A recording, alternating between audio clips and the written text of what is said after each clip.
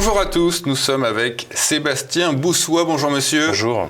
Sébastien Boussois, docteur en sciences politiques, enseignant en relations internationales. Vous êtes également le directeur de l'Institut géopolitique européen. Vous publiez cet ouvrage, Donald Trump, Retour vers le futur.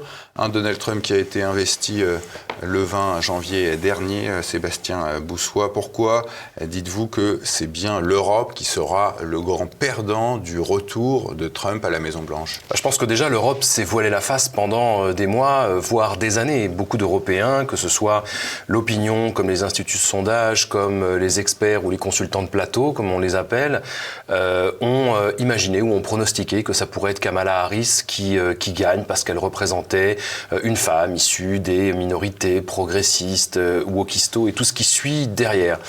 Déjà, l'Europe a perdu beaucoup de temps en imaginant et en espérant. C'était du wishful thinking. L'idée que, au fond, ça pourrait être Kamala Harris qui puisse gagner. Déjà, on s'est, pendant des mois, voilé la face et on a perdu énormément de temps. Et c'est le cas des institutions européennes, puisqu'on savait de toute façon, si Donald Trump était élu, que économiquement, ça serait très compliqué, puisque l'objectif, il le dit depuis le début, c'est de rééquilibrer la balance commerciale en sa faveur et que du coup sa fameuse arme économique des barrières douanières allait se mettre en place très rapidement dès l'instant qu'il serait élu.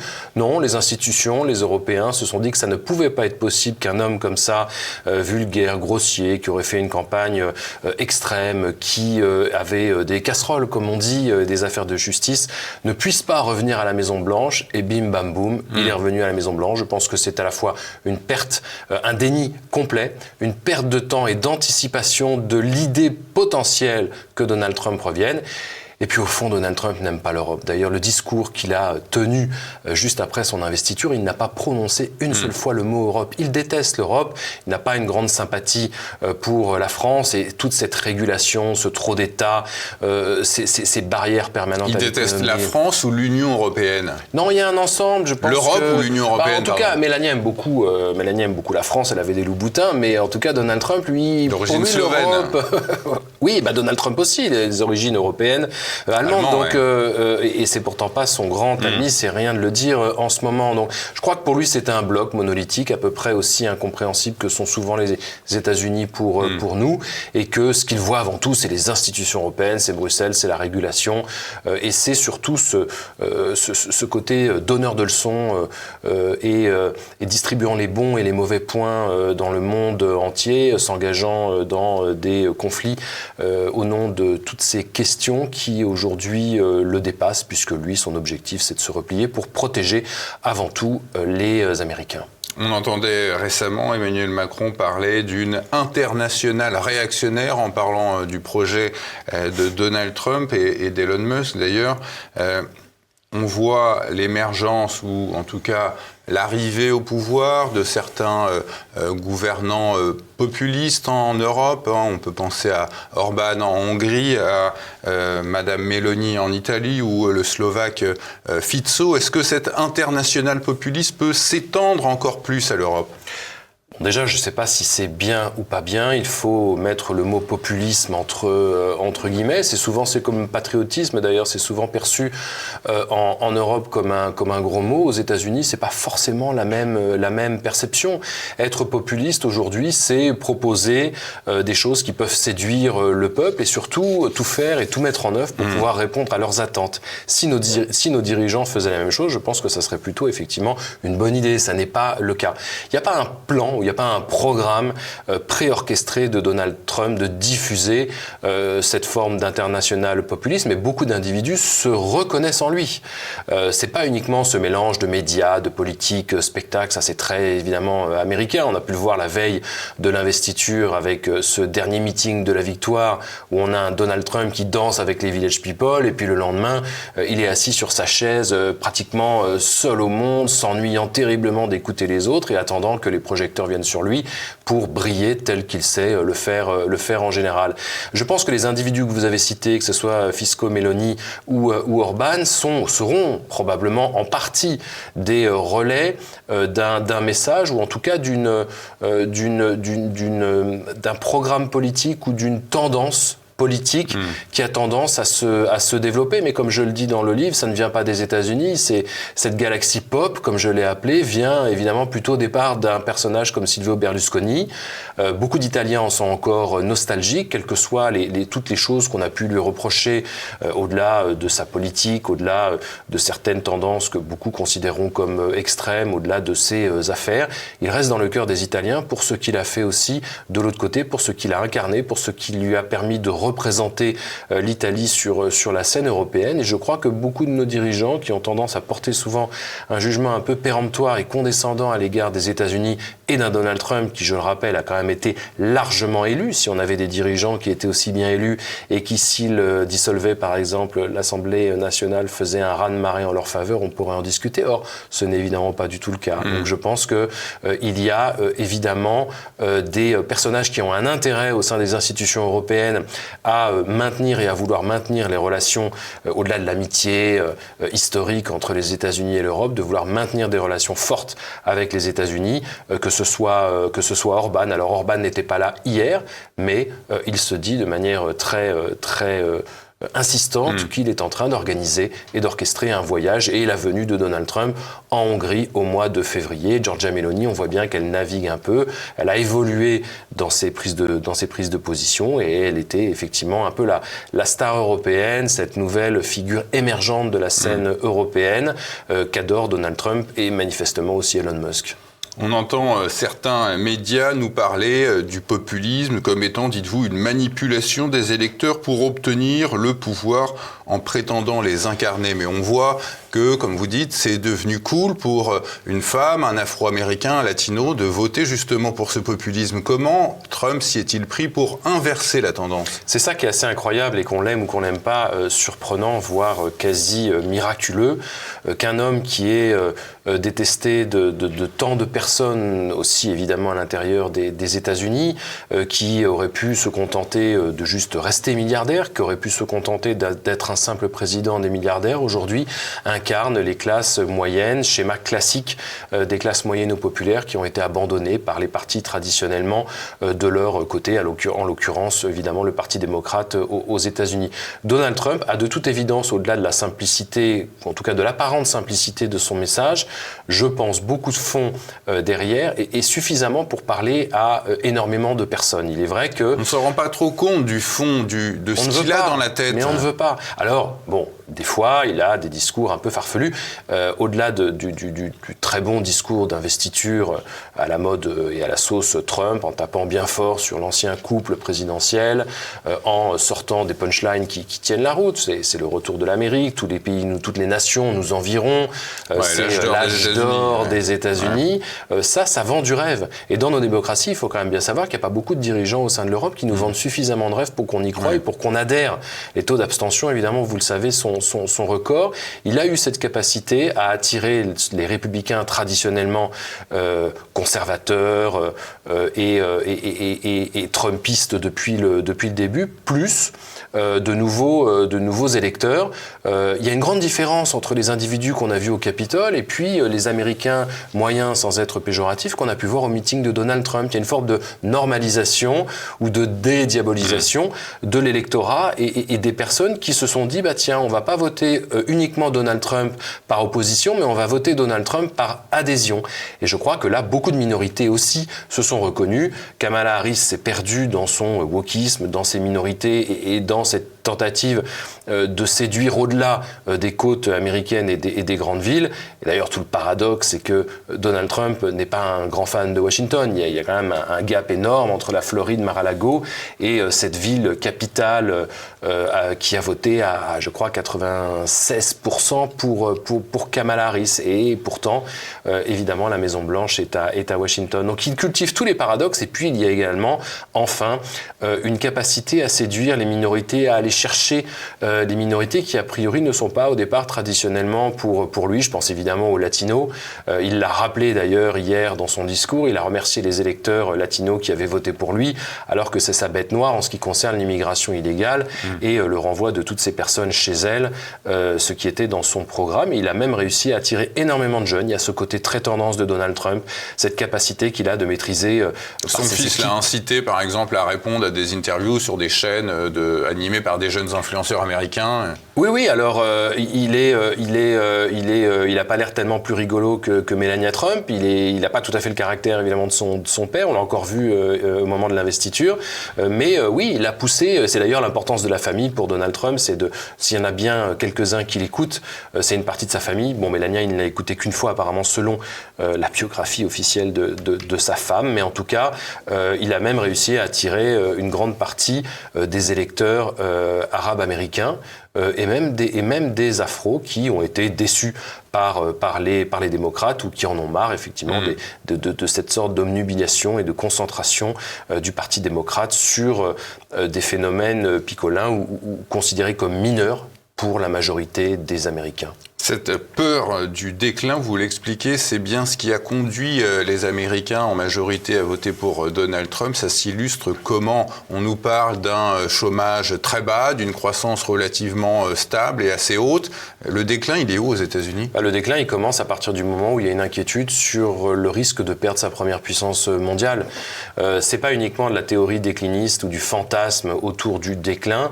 Il y a véritablement dans un contexte mondial assez oppressant et hostile aux États-Unis. Les États-Unis incarnent ce monde libre, impérialiste, capitaliste, qui voulait répandre la bonne parole et essayer sur d'autres terrains géopolitiques d'imposer des démocraties qui n'ont pas véritablement bien fonctionné. À partir du moment où le modèle est remis en cause, à partir du moment où vous avez l'émergence des Sud globaux, vous avez ces BRICS++, qui attirent de plus en plus de monde, y compris des alliés, entre guillemets, traditionnels des États-Unis, à partir du moment où vous avez, on en parle depuis maintenant 2-3 ans, cette désoccidentalisation du monde accélérée à vitesse grand V, Donald Trump réussit ce que je considère en fait comme un coup de génie, c'est-à-dire je fais partie de ceux qui constatent, évidemment, qu'on ne peut pas faire grand-chose contre ce déclin des valeurs occidentales ou de l'Occident. Donald Trump, lui, il y croit et il dit globalement que si les États-Unis se défendent face à ce déclin de leurs valeurs et de l'appréciation ou tout simplement de l'adhésion à ces valeurs, parce que de moins en moins de pays ont envie d'adhérer aux valeurs occidentales. On le constate justement avec ces Sud globaux. Eh bien, il y aura sûrement un mouvement de foule ou par ruissellement, comme dirait l'autre, d'autres pays qui seront de nouveau séduits par l'Occident. Je pense qu'en réalité, ce que l'on considère ou craint comme un déclin américain, en tout cas les Américains, c'est globalement un déclin de l'Occident. Donald Trump, dès son investiture, a signé une centaine de décrets, quelques minutes après avoir prêté serment. Il annonce un certain nombre de choses, mais qu'est-ce qu'il va pouvoir faire pendant ces 4 ans, voire même pendant que les 2 prochaines années, en sachant qu'il y a les élections de mi-terme qui pourront lui mettre des bâtons dans les roues? Qu'est-ce qu'il va pouvoir faire pour, comme le dit-il, nettoyer le marais? Ce qui est intéressant, c'est qu'il lance le mouvement. Déjà, quand vous avez un candidat qui est élu avec un nombre de propositions assez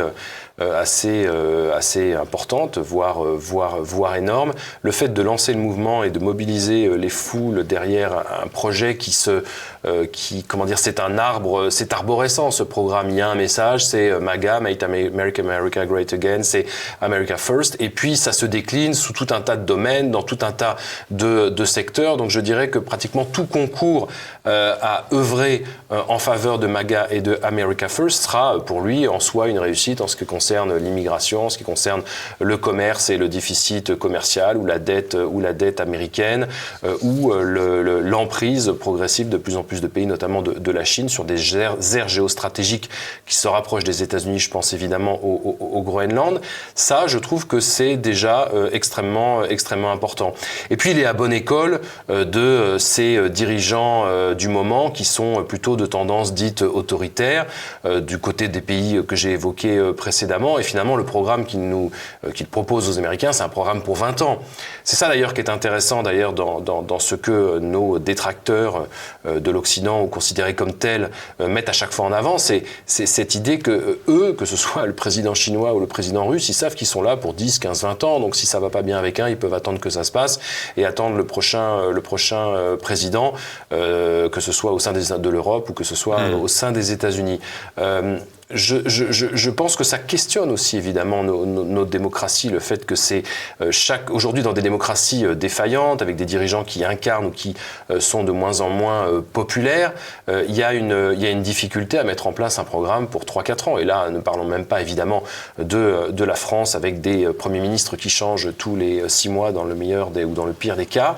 C'est très difficile évidemment d'avoir une continuité. Ce que propose Donald Trump, c'est un changement civilisationnel, ce retour des États-Unis, cette purge au sein de ce qu'il appelle le Deep State, l'État profond, ce grand ménage de printemps sur la question de l'immigration illégale que l'Europe a de toute évidence du mal à prendre à bras le corps. Et donc, vous lancez un mouvement et puis après, ça peut suivre.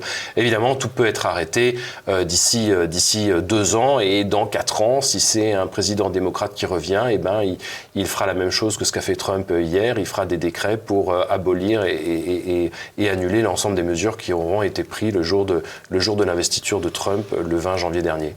On a Elon Musk qui rentre dans l'administration Trump en tant que conseiller chargé de l'efficacité gouvernementale. On se souvient aussi que Elon Musk, c'est l'écologiste des voitures électriques Tesla, c'est le transhumaniste de Neuralink. Comment cet homme a, à ce tel point, retourné sa veste pour épouser les thèses trumpiennes ? Alors ça, c'est intéressant à plus d'un titre. Il y a des raisons globales. C'est que la tech, toute cette Silicon Valley, que ce soit Peter Thiel, le cofondateur de PayPal, que ça soit Elon Musk ou Zuckerberg, ont été plutôt traditionnellement démocrates. Vous l'avez rappelé tout à l'heure, Elon Musk a voté démocrate la dernière fois. C'est pas juste de l'opportunisme ou selon le vent. Il y a un courant global qui vire plutôt du côté des nouvelles technologies et de toutes ces entreprises vers une forme de conservatisme. Ça, c'est un. Deuxièmement, le paradoxe, évidemment, c'est qu'Elon Musk, l'écolo, on peut évidemment en débattre au-delà du nombre de satellites qui ont été envoyés dans l'espace par Starlink en quelques mois. Je crois que son empreinte carbone ne sera pas compensée évidemment par Tesla. Mais en tout cas, il y a chez ces individus une forme de raidissement idéologique, si je puis dire, ce transhumanisme, l'invasion globale de l'intelligence artificielle qui n'était pas le cas il y a 4 ans en fait. Tout va évidemment très très vite. Et puis il y a cet événement personnel qui lui permet d'expliquer pourquoi il n'en pouvait plus des démocrates, des wokistes et de tout ça. C'est son fameux fils qui a fait cette transition et dont il considère fondamentalement qu'à cause de ce courant global en faveur des transgenres, des cisgenres ou de toutes les théories du genre dans tous les sens du terme, quelque part ce sont elles qui lui ont fait perdre son fils. Alors il en a plein d'autres, mais en tout cas, il l'a vécu dans sa chair, quoi. Il l'a vécu personnellement. Ouais. Il y a une vision globale et puis il y a une vision, une atteinte personnelle. Oui.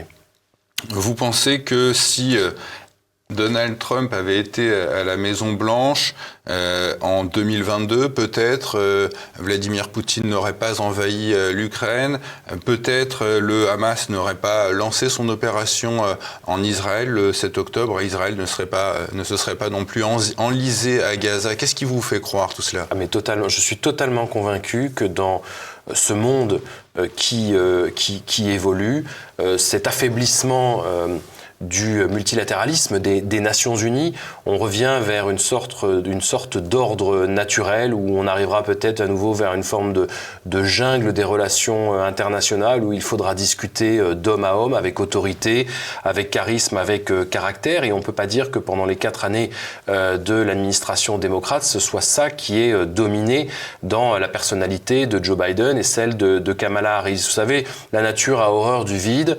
La Russie a pu intervenir et sauvé Bachar el-Assad en 2013-2014 parce que Barack Obama n'était pas intervenu en Syrie à l'issue de cette histoire des armes chimiques.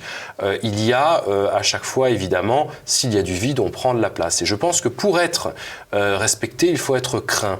Et j'aime beaucoup la domination charismatique de Max Weber et cette idée que finalement l'autorité c'est pas si mal que ça. C'est de plus en plus perçu comme un gros mot dans nos sociétés, dans nos pays, mais quelqu'un comme Donald Trump inquiète et fait peur, donc certains dirigeants se tiennent à carreau. Ils savent, que ce soit le président chinois ou que ce soit Poutine, que le retour de flamme peut être terrible, y compris d'un point de vue et surtout d'ailleurs économique. Je pense que effectivement Donald Trump aurait pu probablement anticiper. Je rappelle l'invasion quand même de la Crimée en 2014, c'est aussi sous Barack Obama. Donc Vladimir Poutine s'est dit, c'est un blanc-seing. Vladimir Poutine s'est dit, finalement, je vais pouvoir le faire. C'est une administration démocrate, avec tout ce paradoxe d'un côté d'accuser, d'être confronté à des administrations démocrates qui sont droits de l'hommistes, bellicistes et va-t-en guerre et qui ne résolvent rien évidemment des conflits et ne les préviennent même pas. Et un Donald Trump qui veut se retirer de tous ces conflits et de toutes ces ingérences ou influences diverses et variées. Je ne suis pas sûr que Vladimir Poutine aurait réagi de la même façon. En tout cas, la relation qu'il a avec Trump est une relation d'homme à homme. D'ailleurs, Vladimir Poutine avait dit à l'époque, Trump avait dit son admiration pour Vladimir Poutine, parce que, à mon avis, il n'a de considération et de respect que pour les personnes qui lui résistent et qui ont du caractère en face. Et ça force le respect des deux. Je pense qu'on avance aussi comme ça dans des relations internationales et des négociations. Le fameux art de la négociation à la Trump. Justement, cette admiration que Trump n'a jamais cachée envers son homologue russe, malgré des relations contrariées entre 2016 et 2020, qu'est-ce qui peut rapprocher ces deux hommes au-delà de leur charisme ? Mais ça, c'est aussi un élément intéressant, c'est comme Netanyahou. On est persuadé depuis l'Europe que Donald Trump est comme cul et chemise avec Poutine, comme avec Netanyahou. Il l'est dans une certaine mesure et jusqu'à un certain point, jusqu'au point qui arrange Donald Trump et les États-Unis. Je rappelle quand même qu'en amont du 20 janvier, il y a eu des équipes de transition démocrates et républicaines pour essayer de résoudre la question à Gaza et essayer de résoudre ce fameux conflit que Donald Trump nous avait promis en 24 heures. Alors on lui est tombé dessus en disant oui, mais il ne l'a pas résolu. D'ailleurs, il a répondu avec grande habileté hier qu'il n'était président que depuis une demi-journée. Il lui restait une autre demi-journée. Plus sérieusement, je pense que Trump a cette relation privilégiée avec Poutine comme il l'a avec Netanyahou, cette forme d'amitié, d'attraction ou de haine ou quoi au caisse, mais pour autant il ne laisse rien passer. C'est-à-dire qu'il a fait pression, il a été le seul à pouvoir faire pression sur Netanyahou, il est le seul à pouvoir faire pression sur Poutine. Ça ne se passe pas très bien autour d'un élément en particulier sur la résolution et les négociations entre les Russes et les Ukrainiens, c'est cette fameuse force d'interposition européenne sur le sol ukrainien. Trump est furieux à l'égard de Vladimir Poutine, mais je pense qu'ils arriveront à un moment à trouver un accord à partir du moment où on cède le Donbass et les territoires russophones conquis en 2022 à Poutine, et à partir du moment où Zelensky a la garantie qu'il continuera à avoir des armes pour se défendre et non pas dans une logique de riposte ou d'entraînement ou d'enchaînement d'attaques et représailles avec les Russes. Trump n'avait pas non plus caché son respect pour le président chinois Xi Jinping, au-delà de la guerre commerciale qu'ils se sont livrés, qu'ils risquent encore de se livrer. Est-ce que la Chine reste un ennemi définitif pour les États-Unis ? Je crois qu'il n'y a rien de définitif pour Donald Trump. S'il considère C'est un négociateur. C'est un agent immobilier, au départ, c'est quelqu'un qui sait très bien que pour mettre en place tout un programme immobilier, il faut commencer à négocier pour le terrain, puis ensuite il faut commencer à négocier pour les ressources humaines, puis ensuite pour les matériaux. Puis voilà, on retrouve certains éléments. Regardez Steven Witkoff, l'envoyé spécial de Donald Trump au Moyen-Orient, il n'a strictement rien à voir avec la choucroute, il n'a rien à voir avec le Moyen-Orient. C'est au départ un homme d'affaires qui sait ce que c'est que l'art du deal et l'art de la négociation, et on peut attribuer clairement à Witkoff sous la main de Donald Trump ou l'inverse, le résultat de la libération des premiers otages israéliens il y a maintenant 3 jours. Donc rien n'est définitif avec les Palestiniens, rien n'est définitif avec les Israéliens, comme rien n'est définitif avec la Chine. S'ils trouvent un terrain d'entente sur les barrières commerciales, sur les fameuses voitures électriques chinoises et sur les subventions versées par le gouvernement chinois pour permettre d'exporter à grand renfort les véhicules chinois à l'international, et que Tesla n'est pas trop handicapé, en l'occurrence Elon Musk, et que Musk peut continuer à inonder le marché chinois, parce que je rappelle quand même que Tesla vend plus à l'étranger qu'aux États-Unis, et particulièrement en Chine, même s'il y a des très bonnes marques de véhicules électriques chinois, il en sera le premier content. Je pense que les petits acharnements économiques permettent d'éviter le pire en réalité. Et c'est la même chose sur Taïwan. Si à un moment Donald Trump considère que Taïwan est un problème dans la relation avec la Chine, j'ai ouï dire par des sources assez élevées et quand même plutôt bien informées qu'il trouverait un arrangement avec les Chinois, y compris pour Taïwan. Rapidement, Sébastien Boussois, pour terminer notre entretien, on sait que le président Trump a pu compter sur l'électorat évangéliste, un électorat qui avait été en plus galvanisé un peu après l'attentat en juillet 2024. Est-ce qu'il est vraiment vu comme un messie, comme vous l'écrivez dans votre ouvrage, ce Trump ? Oui, et pas que par les évangéliques. Un scénario de Netflix ou d'Hollywood n'aurait pas mieux imaginé, évidemment, cette tentative d'assassinat. Bon, il y a eu les deux autres, il y a eu le plan iranien dont on ne sait pas grand-chose, et puis l'histoire du Golfe à Mar-a-Lago.